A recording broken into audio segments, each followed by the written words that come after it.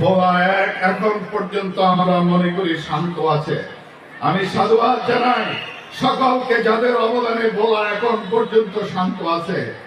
যদি ভোলা যদি অশান্ত হয়, ভোলা জেলার হেডকোয়ার্টার ভোলা সদর এক, আমি স্পষ্ট ভাষায় বলতে চাই প্রশাসনকে, রিটার্নিং কর্মকর্তাকে, সহকারী রিটার্নিং অফিসারকে, ভোলা যদি অস্থির হয় তাহলে জুলাই আন্দোলনের যে রেজাল্ট হয়েছিল ভোলাতে সে রেজাল্ট হবে ইনশাআল্লাহ। আপনারা নিরাপদে এক্সিট আপনারা পাবেন না, আপনারা হেলিকপ্টারও পালাতে পারবেন না ইনশাআল্লাহ। ভোলাকে শান্ত রাখুন, ভোলা যেভাবে আছে সেভাবে ভোলাকে থাকতে দিন। ভোলার মা বোনদের নিয়ে কোনো হুমকি ধমকি চলবে না। মা বোনরা আজকে ভোলার জনগণ রক্ত চক্ষুকে ভয় পায় না। যারা রক্ত চক্ষু প্রদর্শন করবেন আপনাদের চোখে আমরা থুতু নিক্ষেপ করব। রক্ত চক্ষু বাদ দিয়ে জনগণের কাছে আসুন, মায়া মমতা নিয়ে জনগণের কাছে আসুন, ভালোভাবে অ্যাপ্রোচ করুন, জনগণ আপনাদেরকে ভোট দেবে।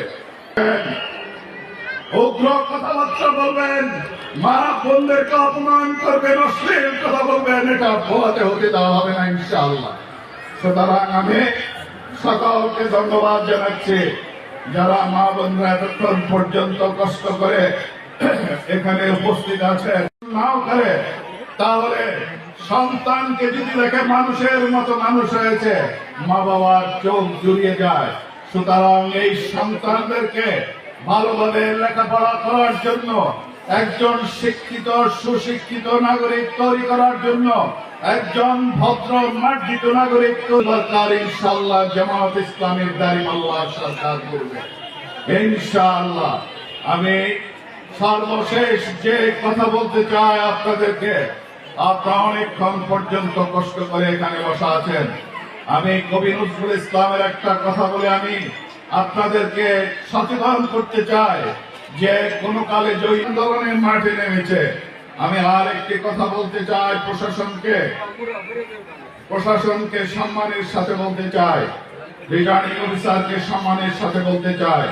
আমি আশা করি গোয়েন্দা বিভাগ, রিটার্নিং অফিসার, সহকারী রিটার্নিং অফিসার এবং নির্বাচনে যারা দায়িত্ব পালন করবেন তাদের কাছে আমার এই বার্তা বহন করে নিয়ে যাবেন।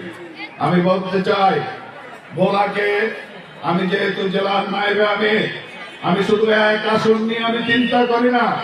চর পেছনে অস্থির করার জন্য একটি কুচক্রী মহল চেষ্টা করতেছে এবং ভোলা 3কে অস্থির করার জন্য একটি কুচক্রী মহল চেষ্টা করতেছে এবং ভোলা 2কে অস্থির করার জন্য কিছুদিন পর পরে এসিড টেস্ট করতেছে সেখানে।